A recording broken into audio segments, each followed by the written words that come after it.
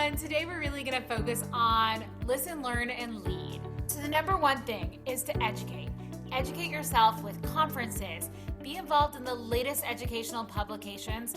And I think the most important thing for tip number one from my perspective is when you don't understand something, look to learn and listen, and especially learn with an open heart and an open mind. That's actually deceptively difficult to do, because in order to do that, you really need to be comfortable in the space that you're in, because it takes a lot to admit that you don't know something. So you have to feel comfortable that you don't know something, and it's okay to ask someone else for help, even if it adds to how much you are and what kind of an expert you are and how up the ranks you are in your profession, if you're willing to admit you don't know something. And I think that's the hardest part of that learning aspect. We listen to understand versus like sometimes we're listening just to make a rebuttal, right? You're talking at me and I'm already formulating my comeback at you as you speak.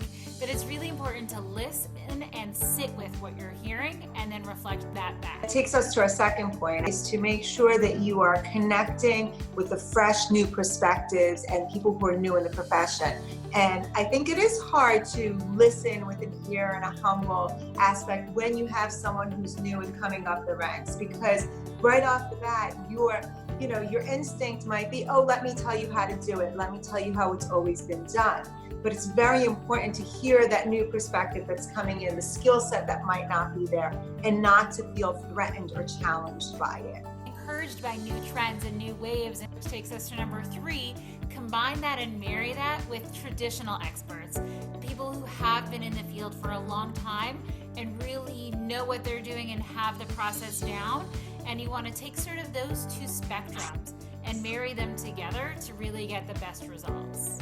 And if you can do that, if you can have the ability to acknowledge what you don't know and the strength to acknowledge what you don't know, that will allow you to take advantage of those who are newest in the fields and take advantage of those who've always been around.